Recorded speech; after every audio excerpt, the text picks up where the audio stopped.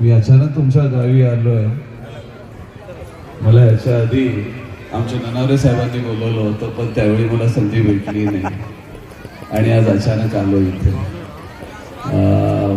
म्हणजे अचानक याच्यासाठी बोलतोय कारण मला कसलं इन्व्हिटेशन आमंत्रण नव्हतं. मी स्वतःच आलो. ज्यावेळी वेळ असते येतो माणूस. तर माझं नाव रोहित पिसाळ. मला यूट्यूबवर खूप जण बघत असतील.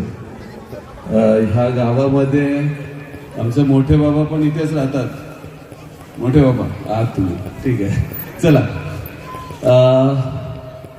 मी इथे परभणीला आलो होतो. आपण एक बुद्धिस्ट बँक उघडतोय तिथे आणि ती बँक भारतभर असणार आहे. ती बँक फक्त आणि फक्त बौद्ध समाजाची असेल आणि माझीच असेल. माझी बँक, माझा समाज आणि माझा पैसा. मला कोणाचीही गरज नाही. मी माझ्या समाजासाठीच करतो. मी 39 कोटींची रमाईंची साडी बनवली.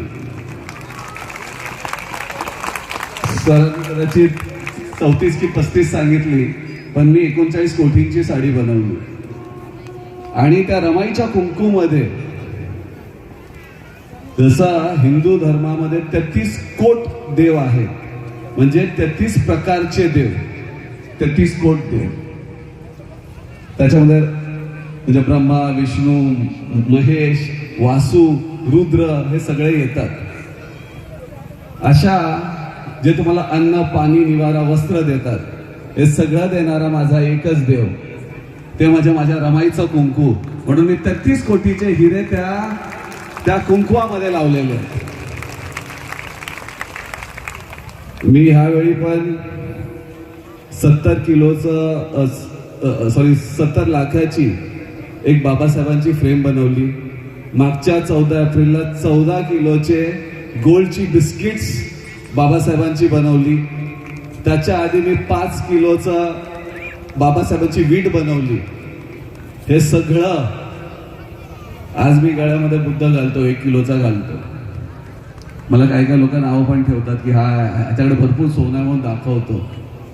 असं नाही आहे हो. आमची एक पिढी गळ्यात मडकं घालून फिरली होती.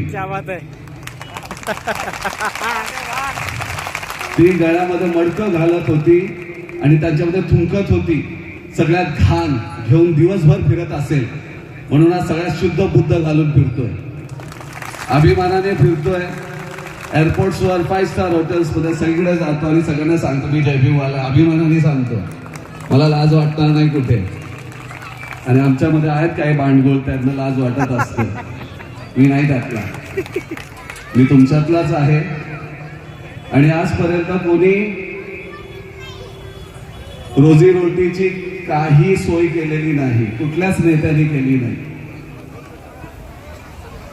काही वर्षापूर्वी माझे मास्टर आहेत थायलंडमध्ये, तर ते म्हटलं की तू बाबासाहेबांविषयी इतकं बोलतोस. तर बाबासाहेब पण एक मनुष्य होते. मग त्यांच्याकडून पण एखादी चूक झाली असावी. तर मी म्हटलं खरंच झाली आहे चूक. माझ्या बाबासाहेबांकडून एक घोर चूक झाली होती आणि ती चूक मी आता तुमच्या स्टेजवर मी तुम्हाला सांगणार आहे की बाबासाहेबांची मी चूक शोधून काढली आहे. बाबासाहेबांनी आजपर्यंत Kashmir, reserve bank of India, water, irrigation, electricity सगळी कामं केली. पण एका ठिकाणी चूक केली. आपल्यासारख्या नालायक समाजावर विश्वास ठेवला. आपण सगळेच नालायक आहोत आणि ही चूक आहे बाबासाहेबांची. आणि जर ती बाबासाहेबांची चूक तुम्ही आणि मी सुधरवायची आहे. जसं इस्लाम मध्ये मोहम्मद पैगंबर नंतर कोणीच येणार नाही, तसं आपल्या बापानंतर कोणीच येणार नाही. कोणीच नाही येणार. आता कुठल्या नेत्याकडे बघू नका. आता कुठल्या आंदोलनात आपल्या पोरांना पाठवू नका, दगडी मारायला लावू नका. माझ्या बापानी कधीही हातात शस्त्र दिलं नव्हतं. माझ्या बापानी इकॉनॉमिक्सवर काम केलं, म्हणजे अर्थकारणावर काम केलं. आपण त्याच्यामध्ये कुठेच कोणी लक्ष देत नाही. माझ्या बापानी या समाजासाठी खूप काही केलं. एज्युकेशन सेंटर्स उघडले, पण आपली पोरं अभ्यासापासून दूर राहिली. आजही आपली पोरं दगडी मारतायत. एक क्वार्टर एक चायनीजच्या प्लेटसाठी कोणाचे पण झेंडे घेऊन फिरतायत. शिका, संघटित व्हा, संघर्ष करा, पण आता समृद्ध व्हा. कारण आपण शिकलो पण अक्कल घाण टाकली आणि पैशासाठी कोणाच्या पण संघटनात चाललोय. एक क्वार्टर एक चायनीजच्या प्लेटमध्ये संघर्ष संपायला लागला. तर आधी तुम्ही पैसे कमवा. मी आहे बिझनेसमॅन, मी तर धंदाच करायला आलो. लोकांनी माझ्या धम्माचा, माझ्या बाबासाहेबांचा धंदा केलाय, पण मी या माझ्या धंद्यामध्ये माझा बाबासाहेब आणि माझा बुद्ध आणणार आहे. मी आता जास्त बोलत नाही, कारण मला जरा लांब जायचं आहे. ठीक आहे ना, मी यवतमाळमध्ये जायचं आहे, उद्या मी नागपूरमध्ये आहे. माझे खूप जवळचे एक मित्र ते कॅप्टन निखाडे, यांना ब्रेन ट्युमर झाला आणि त्यांचं पार्थिव शरीर म्हणजे उद्या USA वरून येणार आहे. तर मला तिथे पोहोचायचं आहे. मला तुम्ही सगळ्यांनी ऐकल्याबद्दल धन्यवाद. आणि मी खरंच सांगतोय, तुम्ही इतकी लोक जमलेली आहात. मला बाबासाहेबांचं घर घ्यायचं होतं. या 14 एप्रिलला बाबासाहेबांचं घर घ्यायचं होतं. ते घर साताऱ्यामध्ये आहे. त्या घराची किंमत होती 15 कोटी रुपये. तर मी लोकांना आव्हान केलं की तुम्हाला 1000 रुपये जमतील, जेवढ्यांना जमतील.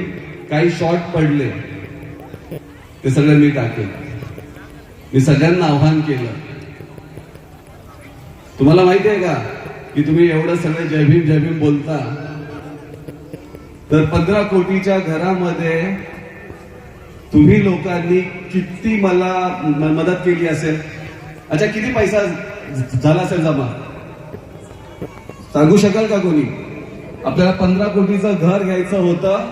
मी भारतभर सगळ्यांना सांगितलं आपल्याला आपल्या बापाचं घर घ्यायचंय. 7 वर्ष माझा बाप तिथे राहिला, त्याचं लहानपण तिथे होतं आणि आपल्याला तिथे राहायचं, आपल्याला ते घर घ्यायचंय. जर ते घर उद्ध्वस्त झालं तर परत काही नामोनिशाण राहणार नाही. आपण सगळ्यांनी, आपण नालायक पोरांनी 28,000 रुपये जमा केले, फक्त 28,000. तुमच्या गल्लीमध्ये डीजेला तेवढा खर्च होत असेल हो, पण तुम्ही जयंती आता डीजे साठी, लाइटिंग साठी, दारू प्यायसाठी, नाचायसाठी वापरताय. म्हणजे फक्त तुमचे चोचले पुरण्यासाठी आपण बाबासाहेबांची जयंती साजरी करतो. मला माहिती आहे मी बोलताना कदाचित तुम्हाला लागत असेल, पण काय घंटा फरक पडत नाही मला, कारण मी जयभीमवाला आहे आणि जिथे उभा राहीन तिथे खरंच बोलेन. मी ते गोळी खाल्लेली आहे छातीवर, मी तरी जिवंत आहे. कॅन्सर मध्ये होतो तरी जिवंत आहे. माझे दोन्ही पाय तोडले होते, हात नव्हता मला, पण तरी जिवंत आहे, कारण जयभीमवाला आहे. ते जयभीमवाल्याचं रक्त आहे. जय भीम.